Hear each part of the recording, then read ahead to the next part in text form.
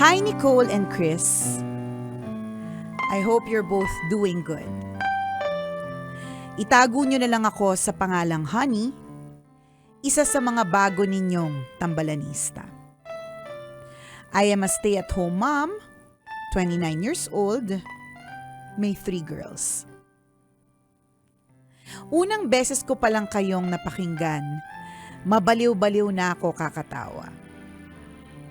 Ang dami ko ring napupulot na advice na nai-apply ko sa mga struggles ko. I wrote to share my love story. I am a living proof na hindi pwedeng labanan ang destiny. Kapag itinatadhana kayo kahit nasa magkabilang panig pa kayo ng mundo, magtatagpo at magtatagpo ang landas ninyo. I was 18 na magsimula akong mag-explore ng mga dating sites. My life was a mess. I just dropped out from my second course in college. Naisip ko, AFAM ang makakapagpabago ng buhay ko. I met Hans, an American. Hindi ko lang bet kasi itim. Tisoy kasi yung type ko. He is a 40-year-old nurse at divorced. May fertility problem daw siya kaya malabong magkaanak. Medyo nagmamadali si Hans. Ayaw na makipagligawan, gusto nang mag-asawa. Niyaya niya ako magpakasal at mag-relocate sa US. Sabi ko I needed to graduate first.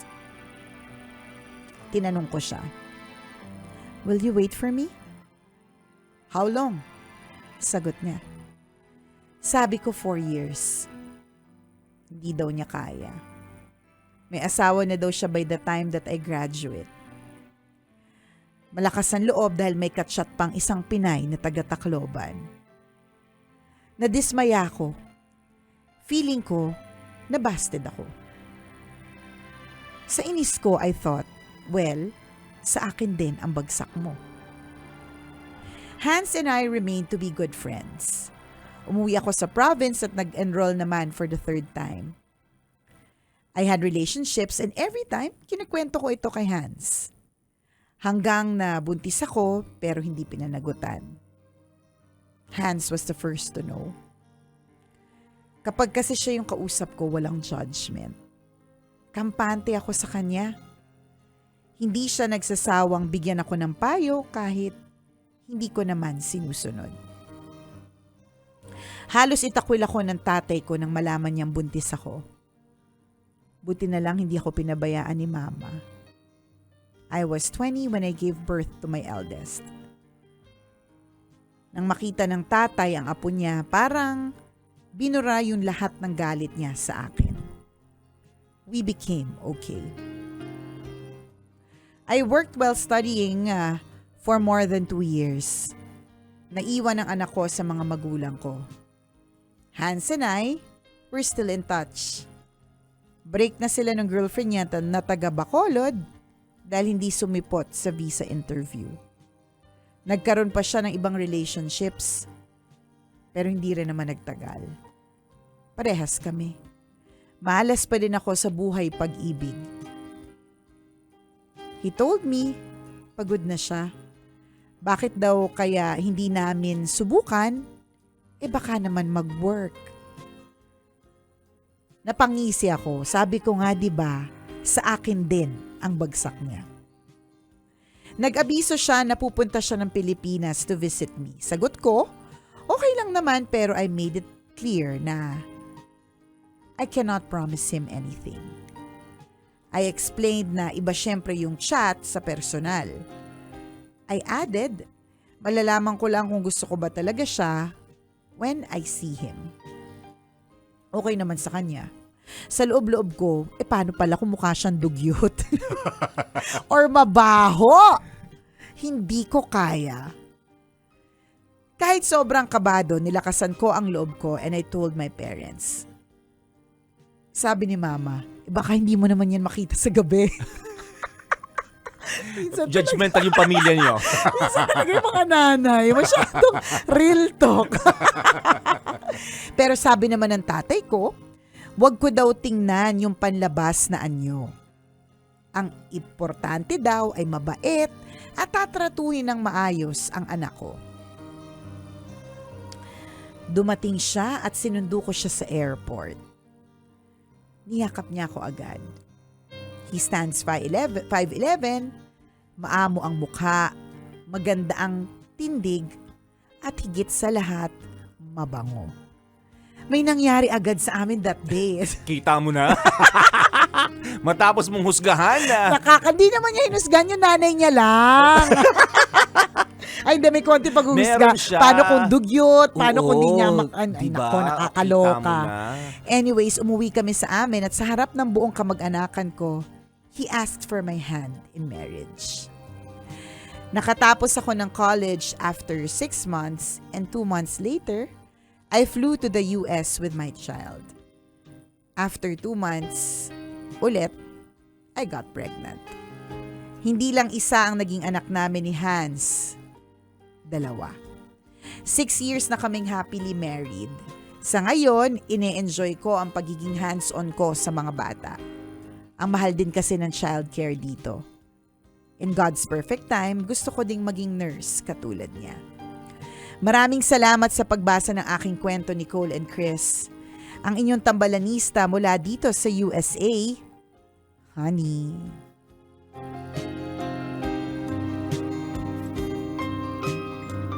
Ang cute ng story mo. Cute, di ba? Oo. Ito talaga yung kahit na pagbali-baliktarin mo ang mundo kung talagang kayo ang para sa isa't isa. Talagang mapupunta talaga kayo sa isa't isa. Ganun. Correct. You're destined for each other. Correct. Ang cute nung story na napaka-judgmental niya. Oo, Yung na pamilya niya, ayoko. Tsaka siya din, no? oo. Ayoko ng itim, gusto ko tisoy, Oo, di ba? Ayoko ng mukhang dugyot, baka mabaho. Oo, ganyan. oo. Pero nakita mo nung personal. Agad-agad wag ka. may ganap. Oo. Bigay na bigay agad. Nakaka-lurk. Walang paligoy-ligoy. That day agad, hindi walang pinagpahinga. Pinaalis yung jet lag, wale. That day. Agad-agad, di ba? Excited much itong si Ateng. Di ba? Then that's good. That's good talaga. Alam nyo, yun lang yung dapat nating isipin na meron talaga nga nakalaan para sa atin. Magtitiwala lang din tayo doon. Kasi kung lagi tayong nega pagdating sa pag-ibig, lagi nating iniisip na wala nang matinong lalaki or wala nang matinong babae. Ngayon, alam mo, most probably, ang dadating sa'yo, yung hindi din talaga matino. Kasi yun din naman yung ina-attract mo walang matino. Correct, diba? Ang correct. nega agad 'di ba? Walang matino. Yun lagi yung parang iniisip mo Puro talaga yung bibigay manloloko. sa'yo. Ayun na, yun yung ma-attract mo talaga. Oo, kasi yun lagi mo iniisip. Correct, yun yung hinihingi mo di ba? O babalik na naman tayo sa usapin natin nitong mga nakaraang araw. Napaka-powerful po ng brain. Yes. Di ba? Napaka-powerful ng law of attraction. Malalim na paliwanagan pero ako pinaniniwalaan ko talaga yan, partner. Di ba? You are what you think. Correct. Kung ano yung bagay na iniisip mo, yun ang posibleng mangyari sa'yo. Kaya nga 'di ba kapag meron kang gustong-gusto na bagay, parang dapat lagi mo siyang iniisip, pinapanood, 'di ba? Yes. Parang ang gusto mo magkaroon ng sasakyan, dapat lagi kang may parang feel mo yung manibela. Alam mo, iniisip mo na kagad anong bang klaseng sasakyan ito, 'di ba? Totoo yun. Saan ka siya unang dadalhin? Ganon talagang Correct. ina-attract mo. So ganun din pag negativity. O kapag ang malas-malas ko, lagi akong walang pera. Pagka ganun, Ayun ayun talaga na na nga. mangyayari sa'yo kasi Ayun na yun nga. yung iniisip mo, Sa di ba? true. Tingnan nyo, kung ano yung bagay na iniisip mo, more likely yun kasi yung gagawin mo. Di ba? Thoughts become actions. Yes. So baguhin natin yung negative thinking. Gawin nating positibo. I-attract natin yung bagay na gusto nating mangyari sa atin positively. Correct. Kung gusto mo magka-jowa ng mayaman, sabihin mo gusto mo magkaroon ng jowang mayaman. Diba? Ganon. Tsaka linawin mo kasi baka mapunta sa'yo jowang mayabang. So baka mamaya parang medyo nangungo ka or hindi malinaw, diba? Tama. Gusto mo ng jowang may dimple, isigaw mo may dimple kasi baka ang dumating may pimple. Ayaw natin ng ganun, di ba? Specific dapat, Specific no? daw dapat ang prayer. Ngayon, kung talagang meant for you, 'Di ba, yung taong yun, yung opportunity na yan, 'di ba? And then it will happen. Totoo. Mangyayari at mangyayari talaga. Correct. Tsaka yung mga bagay na pinupuntahan mo din, nakaka-apekto din yun. Yung mga bagay na kinokonsume mo, meaning pinapanood mo. Diba? Ito na mo, nagpunta to sa dating site na hindi masyadong maganda kinalabasan, di ba? Oo. Kasi talagang laging bulilyaso. So maganda rin pupunta ka doon sa maayos na dating site kung saan Oo. matitino yung mga tao. Yung alam mong may mga nakakatuluyan talaga, hindi lang basta magki-camera, Oo, 'di ba? May ganun Yung seryosohan, Oo. hindi yung puro lang, isang gabihan lang. So depende sa mga lugar na pinupuntahan mo, sa mga bagay na binabasa mo, sa mga friends mo sa rin. mga friends mo. Lahat. So kailangan maging ka diyan, maging particular ka diyan, di ba? Again, you are what you think, di ba? You become the person that you are. Depende sa bagay na pinupuntahan mo, depende sa mga tao Saka kinakausap sa pinoproject mo Alam mo, Yes. naalala ko lang yung isa kong kakilala. Laging sobrang sexy ng mga outfitan. Tapos yung dibdib niya talaga, partner. Promise, mas malaki sa mukha niya. Kasi maliit yung mukha niya eh. Nagpalaki ba siya? Ha? Hindi, Nagpalaki? ganun talaga. Ay, ganun talaga. Oo. So, Doon napunta yung Oo, doon lahat. Pati brains niya, nandun na yata eh. Feeling ko nga, sabi ko nga, nandiyan ba yung intestines mo? Ang laki masyado eh. Lahat ng mga laman loob niya Oo. napunta. Sabi ko, feeling Ang liit ng tiyan eh. Ang liit ng Oo, tiyan. doon napunta Tapos sa hindi, dibdib sa eh. mukha, ang liit na mukha niya eh. Oo. So yung pagka tinignan mo siya sa picture, mas malaki talaga. Lalo na kapag halimbawa, parang inaano niya yung dibdib niya, which is all the time, most of the time. Parang, kasi yun yung asset niya. Naniniwala Oo. siya na if you've got it, flaunt it. Diba? Oo. At yun talaga yung yung she's really proud of it, ganyan. Tapos, sobrang sexy, ganyan. Tapos, yung ganun. Tapos, nagtataka siya bakit yung mga parang napupunta sa kanya mga boylet, mga lang, yung interesado lang din talaga dun sa niya, sa dibdib katawan, niya. sa katawan niya. Oo. Parang ganun, parang feeling niya walang seryoso, ganun. Oo, Well, oo. sabi ko sa kanya, kasi lagi mong iniisip walang seryoso Oo. sa'yo. Ganyan. Pero in a way, minsan din meron tayong pinoproject kasi. Oo. Ayun, Oo. 'di ba? Meron din kasi tayong pinoproject. Kaya yung pinoproject natin, yun din yung ina-attract natin. 'Di ba? Parang ganun. So kung sabi ko, kung lagi ka kasing pa porn star girl eh. Tapos sabi niya naman, in fair, sabi niya, hindi ko naman kasalanan which is true, hindi niya Oo. naman din kasalanan sobrang gifted niya talaga. World Cup ang size. Hindi niya kasalanan. Parang kilala ko to. Kilala ko ba to? Hindi naman, 'di ba? Parang hindi niya 'yan kasalanan at she feels good about dressing up the way she does, 'di ba? Oo. At sabi niya, alam nga naman ding magsuot ako ng mga maiinit sa beach. Kumbaga yung mga outfitan niya, ginagamit niya naman yung mga sexy. Nasa beach naman siya, hindi yung nasa Oo. bahay or Nasa mall. Oo, nasa mall. Hindi naman siya ganoon. Nagtupis Oo. bigla. Hindi naman ganun. Pero most of the time, yun din yung mga photos kasi niya. So parang feeling niya, baka wala. Ang tanong niya talaga sa akin is, wala bang sumeseryoso sa akin? Kasi ito lahat yung mga pinupost ko. More Tapos sabi likely. ko, merong posibilidad. Anina, Oo. baka lang din. Sabi ko, hindi ko masasabi kasi hindi naman ako, bakla ako girl, hindi ako lalaki. Sabi kong ganun. So, hindi ko alam how they think. Pero, baka ganun. Kasi yun nga eh. Kasi yun yung pinoproject mo. Yun yung branding mo sa madaling Oo. salita. So, isipin mo, pag branding yan, may market yan. Kung halimbawa, ang pinoproject mo ay yung tipong sexy. Siyempre, lalapit sa'yo yung mga taong mahilig sa mga ganyang klaseng suot, mga sexy. Oo. May mga Pero hindi taong- naman natin sinasabi na lahat na mahilig sa sexy kemerut lang ang Hindi naman. Hindi naman din. Kumbaga may particular target ka. Oo. Ganon. Kasi nga, di ba, halimbawa ako, ang pinapanood ko conservative. Halimbawa lang. Halimbawa lang talaga, hindi ka naman nanonood ng conservative. Tama yan. Sabihin Diba? natin na palimbawa mo lang yung partner. Sige, go. Di ba? Tapos dumaan ka sa timeline ko, hindi ako bababad sa'yo. Kasi iba yung gusto ko. Oo. Diba? Ano mo lang. Oo. Swipe up, swipe left, right. Kung ano man yung pag-swipe. Correct. Diba? Pero Diagonal. Oo. Kung ano. May bago na ngayon, may pa-diagonal swipe na ngayon. diagonal. Ang corny nilang lahat, swipe up. I-diagonal ko yung akin. O yun. So, Maganda suggestion yan, malay mo sa susunod. Di ba may diagonal meron, na? natin masabi. May circular na nga din. Oo nga. Diba? Meron Spiral, nga. ganun. Oo, kaya papadyak ka para mag-swipe. Ganon. Ewan ko, di ko alam. Anyways. Di ba? Tama yun. Tama yung Diba? partner. Pero kapag halimbawa, ikaw yung tipong nag-zoom in. Yan. Diba? May market yun eh. May market Meron. yung mga nag-zoom in. Ayan. Oo. Ang kinis. Yan. Ganun. Oh, Mga, yung may mga bakat, Yan, ganon. diba? Zoom in ulit. Yun yung mga taong yun yung market mo. Diba? So, pwede mong baguhin din yung approach mo kung paano pinoproject. Yun actually yung sabi ko sa kanya. Oo. Sabi ko, ayoko maka-offend by telling you, girl, parang papokpok ka kasi. Kakilala ko kasi to, so alam niya ako magsalita. Sabi ko talaga, porn star ka, papokpok ka. So, ganon. Tapos yung mga picture niya, padila-dila. Oo, Tapos may nakaganon, lagi nakaganon. Ilabas yung dila. Tapos nilalabas yung hikaw, ganon. Sabi ko, wala ka naman lollipop, baka labas lagi dila mo.